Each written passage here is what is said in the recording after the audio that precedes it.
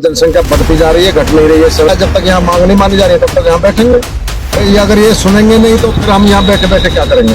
पंचायत तो हमें करनी पड़ेगी, तो महापंचायत तो बिल्कुल होकर रहेगी। काम नहीं करेंगे तो काम तो हम करवाना जानते हैं। अगर इस संगठन में भी हम काम नहीं करा पाए किसी भी गांव को, तो फिर मुझे नहीं लगता कि यहाँ कोई संगठन काम करा पाता। जो बैठ जाएगा, टिक जाएगा, वो अपना काम कराते जाएगा। 23 तारीख को बढ़ चढ़ करके हिस्सा लें, सभी किसान भाई इसमें भागीदार बने। अभी मैं हूँ ग्रेटर नोएडा अथॉरिटी पर। मेरे साथ हैं भारतीय किसान यूनियन अराजनीतिक के जिला अध्यक्ष महेंद्र मुखिया जी।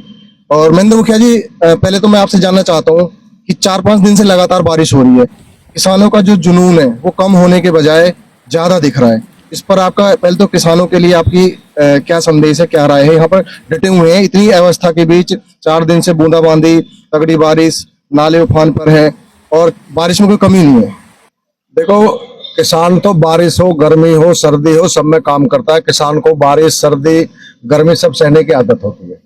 और रही डटने की बात, तो अपने अधिकार के लिए सभी लोग यहाँ बैठे हुए हैं और यहाँ जनसंख्या बढ़ती जा रही है, घट नहीं रही है इस समय पे। और अपना जो अधिकार है उसके लिए लड़ाई लड़ने के लिए सभी बड़े आतुर हैं, उतावले हैं, सबकी तैयारी है। ग्रेटर नोएडा अथॉरिटी में जब तक ये धरना चल रहा है, जब तक यहाँ मांग नहीं मानी जा रही है, तब तक यहाँ बैठेंगे। तो मुखिया जी, मैं आपसे एक बात और जानना चाहता हूँ। जैसे कि आपने 23 तारीख की एक महापंचायत और पैदल मार्च का ऐलान किया है, अगर मान लीजिए अथॉरिटी कुछ मांगों पर आपसे, पूरी मांगों पर ना सही, कुछ मांगों पर अगर राजी हो जाती है, क्या वो महापंचायत कंटिन्यू रहेगी या फिर वो कैंसिल हो जाएगी? इस पर अपनी राय दीजिए। देखो, हमारा 11 सूत्री मांग पत्र है और उस पर हमें जो सीओ साहब ने आश्वासन दिया हुआ है, जो हमारे पिछले 15 दिन में 4-5 गांवों की जो सर्वे हुआ है, जो मीटिंगें हुई है, उनमें उन्होंने आश्वासन दिया था काम करने का। अब ये जो महापंचायत हो रही है, ये तो एक प्रक्रिया है। अगर ये सुनेंगे नहीं तो फिर हम यहाँ बैठे बैठे क्या करेंगे?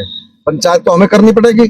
और अगर ये सुनवाई करते हैं तो अभी बहुत जल्दी ऐसी उम्मीद नहीं लगानी चाहिए कि ये बहुत जल्दी हमारे कहने मान जाएंगे या अच्छी जल्दी से ये काम करने के लिए तैयार हो जाएंगे। काम जिन जिन मांगों पे चल रहा है, उन मांगों के लिए ही हम यहाँ पंचायत रख रहे हैं। अधिकारी बुलाएंगे, उनसे पूछ करके सभा के बीच में पूछेंगे कि आपने जिन गाँवों का दौरा किया है, जिन गाँवों में आपने जो अपना कमिटमेंट किया कि मैं इन गाँवों को फ्री कर दूंगा, निपटा दूंगा इनके साथ सारे कार्य, उन पर उन्होंने कितना काम किया, कितना नहीं किया। तो महापंचायत तो बिल्कुल होकर रहेगी, उसमें तो कोई ऐसी बात ही नहीं है। मुखिया जी, मैं आपसे जानना चाहता हूँ कि जैसे कि मैं कुछ दिन से देख रहा हूँ, एक एक गाँव को लेकर अंदर मीटिंग हो रही है, बार बार मीटिंग होती है। कभी अक्षर गांव को लेकर, सिरसा गांव को लेकर, जितने बाकी गांव हैं वो गांव को लेकर मीटिंग होती है। तो क्या पॉजिटिव रास्ता निकल रहा है या फिर उनके जो अधिकारी हैं उनके बारे में आप क्या कहना चाहते हो? वो पॉजिटिव दिख रहा है आपको या फिर वो घुमा रहे हैं बात को? देखो, ऐसा है, उन्होंने अभी सर्वे किया है, अधिकारी हैं और यहाँ पर सीओ साहब भी बहुत ईमानदार हैं, बहुत अच्छी छवि के हैं और वो काम करना चाहते हैं। लेकिन जो पहले से यहाँ भ्रष्टाचार था, जो यहाँ दलाली का अड्डा बन गया था, उस पर अंकुश भी लगा है और वो काम भी कर रहे हैं। और अगर वो काम नहीं करेंगे तो काम तो हम करवाना जानते हैं, काम करवा दिए जाएंगे। अभी यहाँ कई अधिकारी जो भ्रष्ट थे वो उनका ट्रांसफर हो गया। अभी लोग बहुत सारी उनके बारे में चर्चा करते हैं, बताते हैं कि वहां दलाली का अड्डा था। भाई, यहाँ के जो स्थानीय लोग थे वो बेचारे परेशान थे उनकी दलाली से, किसी का काम नहीं करते थे। अब इस समय प्रेजेंट स्थिति ये है कि यहाँ सुनवाई हो रही है और काम चल रहा है। क्या जी, मेरा एक प्रश्न है एचर गांव की तरफ से। एचर गांव के किसान एक असमंजस में थे बहुत दिनों से। अब उनको एक पॉजिटिव वे मिल रहा है कि हाँ भाई काम होगा, कि काम होगा नहीं होगा, यहाँ पर बैठे हैं, हमारा नुकसान हो जाए, अपने काम धंधे को छोड़ के लोग वहां बैठे हैं। एक मैसेज, एक संदेश एचर गांव के किसानों के लिए आपकी तरफ से। ये भारतीय किसान यूनियन राजनीतिक का धरना है और ये देश का बड़ा संगठन है। अगर इस संगठन में भी हम काम नहीं करा पाए किसी भी गांव के, तो फिर मुझे नहीं लगता कि यहाँ कोई संगठन काम करा पाएगा।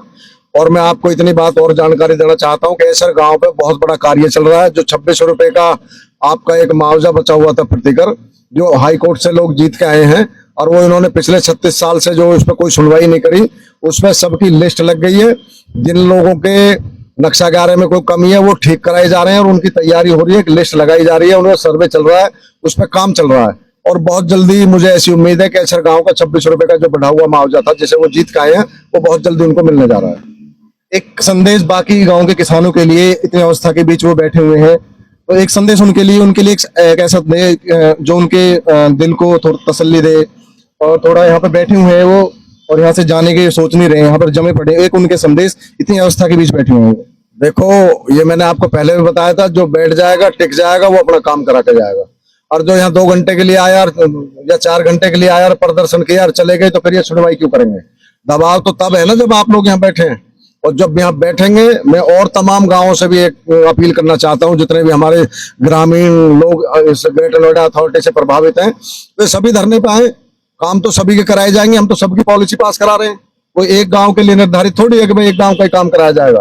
काम तो सभी का कराया जाएगा। जितने लोग यहाँ आएंगे, जितने लोग यहाँ गांव के लोग आते हैं, जितने भी गांवों से लोग अभी बाकी हैं जो नहीं आ पा रहे हैं, उनको भी हमने संदेश दे रखा है, भाई आप लोग भी आइए, सभी लोगों का काम करा रहे हैं। अगर किसी क्षेत्र का देखो जैसे 6% पास हो रहा है, तो वो सारे 39-44 गांव जितने भी ग्रेटर नोएडा अथॉरिटी के, सारे गांव में क्लियर लागू होगा। वो नियम सब पे चलेगा और सबको ही प्लॉट मिलेगा। और जैसे 4% बचा हुआ है, उस पर भी शासन को रिपोर्ट ये भेजने की तैयारी कर रहे हैं।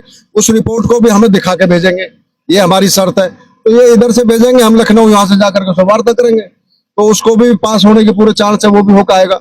बैकलीज का मुद्दा इन्होंने कुछ सुलझा दिया है, कुछ रह रहा है, जिसपे किसान का एक मामला बना हुआ है। किसान बैकलीज तो कराना चाहता है, लेकिन उसको फ्री होल्ड करके लेना चाहता है, क्योंकि अब से पहले इन्होंने जो पॉलिसी निर्धारित की थी, उस पर किसान को 90 साल की लीज पे बैक लीज करी जा रही है, जबकि किसान की खुद की जमीन है, उसको कोई लेना नहीं देना नहीं। फिर भी अथॉरिटी ने उसमें पंगा लगा दिया कि उसका अधिग्रहण किया। अब कहते हैं जिसको आप बैक लीज करा लो। तो बैक लीज का मतलब किसान समझ चुका है। अगर फ्री होल्ड करते हैं ये लोग तो बैक लीज कराई जाएगी, नहीं करते हैं तो ये अपनी पॉलिसी चेंज करें। उस पर आगे हम जो वार्ता करेंगे सीओ साहब से। धन्यवाद मुखिया जी। एक बात और, आपका जो 23 तारीख का जो आपका कॉल है महापंचायत है, उसके लिए कोई आपका संदेश किसानों के लिए? मैं कहता हूं सभी किसानों से मेरी अपील है, सारे क्षेत्र से मेरी अपील है कि 23 तारीख को बढ़ चढ़ करके हिस्सा लें। सभी किसान भाई इसमें भागीदार बने। ये सबकी लड़ाई है, पूरे क्षेत्र की लड़ाई है। अगर आप आज लड़ाई लड़ोगे तो कल आपके बच्चों का, आपका अगला भविष्य वो संवर जाएगा। अन्यथा ये जो डकैत और बेईमान बैठे हैं अथॉरिटी में, ये आपको काम नहीं करने देंगे, ना काम करेंगे। मैं तो सभी से अपील करता हूँ, पूरे क्षेत्र के किसानों से, कि सभी आए और सबका ही काम होगा। भारतीय किसान यूनियन है राजनीतिक, बिल्कुल तत्पर और ईमानदारी से काम करने के लिए यहाँ बैठी हुई है, और सबका ही हम काम करा के जाएंगे। चाहे कोई आए या ना आए, उसका भी कोई फर्क नहीं पड़ता। यहाँ बहुत सारे गांव हमारे साथ जुड़े हुए हैं, करीबन 15-20 गाँव के लोग हमारे साथ यहाँ धरने पे आते हैं, कंटिन्यू अपनी ड्यूटी बजा रहे हैं। सबका काम होगा, टोटल क्षेत्र का काम होगा, सबकी सुनवाई होगी, मेरा ऐसा मानना है, मुझे पूर्ण विश्वास है। मेरे साथ थे भारतीय किसान यूनियन राजनीतिक के जिला अध्यक्ष महेंद्र मुखिया जी। जैसे कि उनकी बातों से लग रहा है कि महापंचायत है वो होके रहेगी। इनका मानना है कि प्राधिकरण अभी सारी बातों पर नहीं मानेगा, कुछ पॉजिटिव वे निकल रहा है, कुछ बातों पर सहमति बनी है, लेकिन महापंचायत 23 तारीख को पक्की है। और मुखिया जी का सभी लोगों से विनम्र निवेदन है कि सब महापंचायत में आए। इसी के साथ हम विदा लेते हैं। जय हिंद, जय भारत।